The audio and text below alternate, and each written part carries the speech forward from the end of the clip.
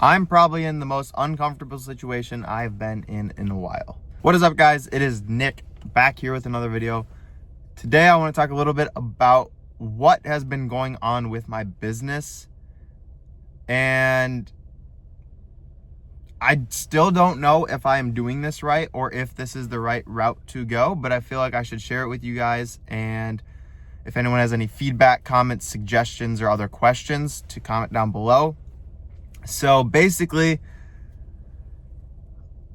I don't know if I'm completely destroying my community or I'm just weeding out the weak and building a better, stronger community. And what I mean by that is, I don't mean it in like a bad way, but my intention of my page originally was to provide the best vintage clothing for people to buy, to shop, to have a store of the best pieces and super high quality pieces.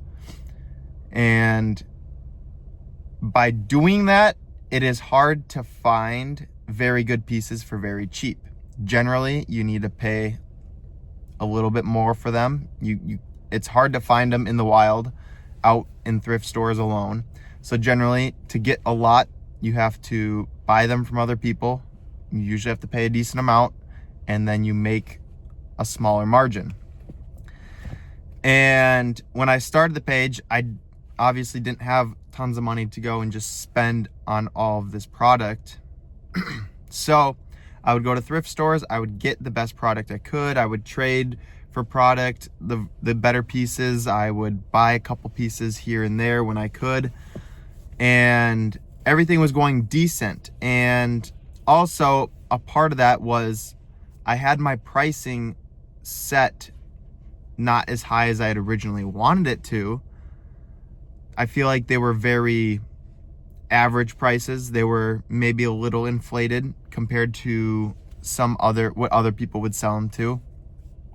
But compared to regular retail stores, my prices were very low. That is one thing not a lot of vintage people know, is when you go to these events or when vintage people are reselling clothes, they generally sell them, like a sweatshirt will sell it for anywhere from $20 to $40. When you go to a retail store, crewnecks, did I say crewnecks or sweatshirt? I'm talking about crewnecks. Crewnecks are generally like $20 to $40 when you buy it from like a vintage person, right? When you buy a used vintage one. But if you go to a retail store and you look at crewnecks can be anywhere from $50 to $90, maybe $100, not $50 to $90, I would say. So I up to $100 because I have seen a couple for $100. And my point I'm trying to get at is I would kind of price them on that lower end of the retail side, but the higher end of the vintage side. And it was going well for quite a while. I was making decent sales. I was making decent money. And my one buddy that because I kind of like caught up to where he was financially a little bit. Obviously, he was a little bit farther ahead because he had started earlier than me. He had a better community, or like a more structured community. And I started to catch up to him pretty quick, and because his prices were a lot higher, so he'd get less sales. And I remember during that time, I was like, holy crap, like, this is so easy. And he was over here struggling, and he would get these comments like, your prices are too expensive, no one would ever pay that. And I remember talking to him, he's like, I know these prices are like fine, like there's other pages that sell clothes for this price, so why can't I? And I was like, dude, just stick at it, ignore what people are saying. And the way he did it is he initially, right off the rip, had high prices always. My plan was to have lower prices and then over time slowly increase a few pieces here or there, and then eventually just have all higher prices. I feel like there's no gradual way of doing that with the pickle I'm in, especially because I've grown a community that likes that buys on the lower the higher vintage priced but lower retail priced end. So that's where all my customers are, but I have no customers really on that higher end side of the spectrum, I guess.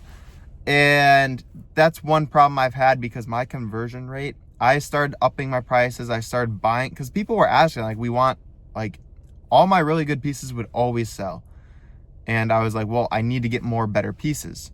And to do that, I had to pay more. And to be able to pay more, I need to sell them for a little bit more.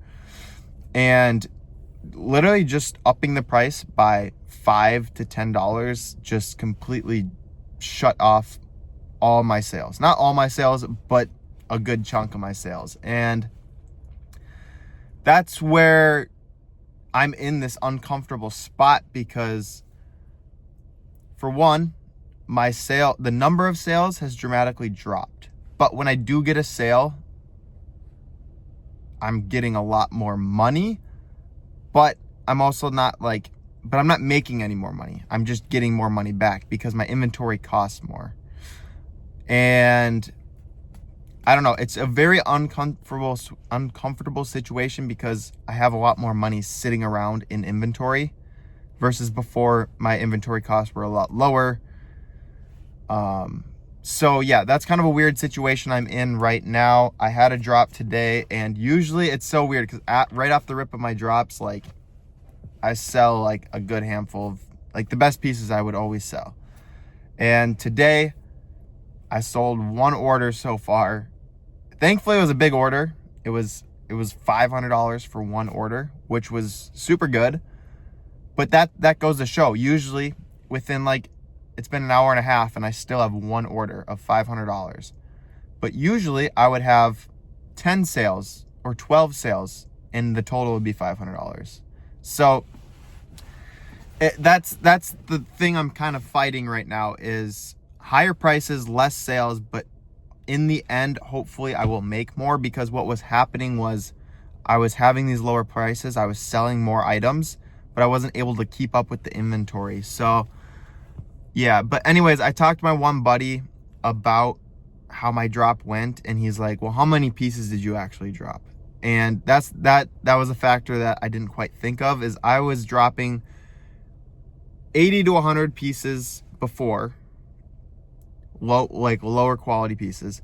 This week I dropped just over 70, but about half of them were pants. And again, pants don't do quite as good on drop days. That's just something that they're harder to make content for. They're more of an item that people don't wait for drops to buy pants. People like the cool graphic shirts, this cool sweatshirts. So I probably only dropped 35 pieces. So that was definitely a factor into it. And then also I'm in the process of, I'm really trying to nail getting Instagram Reels really good. I usually average 4,000 to 6,000 views per reel, which is pretty bad. It's just because I'm not good at making them, to be blatantly honest. I think they're good, but obviously with how they perform, they aren't. That's one thing I'm trying to practice. And usually I do one post a day, and 3 days out of this week's posts were all reels. So that was also kind of my fault, because I added up the total amount of likes I had for the whole week, and it was just over 1,000 likes. Usually, if I post a good photo post, I can easily get 1,000 likes on that. So that's also part of the reason why my drop didn't do great today. But this is a learning curve. I have no one to coach me how to do my own business. I have to learn this stuff. I need to figure out what will perform the best and what is the right thing to do. And clearly this week was not the smartest, but it's just content. It's just online. I can go this afternoon or tomorrow and this rest of this weekend and crank some more content out, which is my plan. I plan to get at least 2 more reels out and 3 to 4 photo posts out this weekend. That'll double the amount of posts I put out this week. I'll get a little bit more practice on reels, and then I'll also post some good photo posts that I know will just do good. So It is very uncomfortable. My conversion rate, oh my, I meant to talk about this in the beginning, but I'm just ranting and I completely just keep forgetting about it. My conversion rate, I'm gonna put a screenshot up. It's probably on the thumbnail. Last week, right after I'd upped my prices on some things, and that's the other thing too, I need to figure out exactly where to price stuff at, because sometimes some of my items I was like, yeah, I need to raise my prices, and some I'm like, yeah, those are even still too high. Like, only certain pieces you can price high and sell. They're really, really cool ones. I put a couple basic pieces up way too high, but I'm figuring it out still. My conversion rate was like 0.06. I remember when I first started my website and I had like the lowest of low prices, like my conversion rate was, I think it was just over 2, and I was trying to get to 3% because I looked up YouTube videos on running Shopify websites, and they're like, you need to get your conversion rate from 5 to 7% or something. And I was like, dang, my conversion rate's at 2. That's horrible. And ever since then, my conversion rate went down to 1. And then it went down below 1, and it was at 0.5. And then just for a couple days, it was at 0.06, which is horrible. But on average, I think it is generally around 0.5 right now. And I think my buddy's, his is just under 1. Ideally, I want to try to get it back up to 1, but that comes with getting the right target market. I need to be a sniper. I need to snipe the target market perfect. I mean, obviously it could be higher than 1, but that's my next goal, is to get my conversion rate higher. I need to create my reels in a way where it perfectly targets only my target market, because right now the views on my reels, I'm targeting people who like vintage clothing. I got that. Who like style. I got that. But I think I'm still targeting that lower end, those people who don't want to pay those high prices. I need to figure out how to narrow it to those higher paying customers. And I saw a video on YouTube. I was looking at how to price products and stuff. And this guy said this really smart thing. He was saying, because honestly, before this, I thought my target market was high school kids who are into vintage clothing, who are into fashion, and it's generally males, even though I have a few women's pieces. Generally males in high school that like vintage, like fashion. Perfect. But then this guy in this video was like, you can't have a target market of high school kids and then have high prices, because they don't have money for high priced items. They might buy something one time, but they're not going to be returning customers every week. So how I've reevaluated my target market is from 22 to 30, because those people are like me, where we're out of college.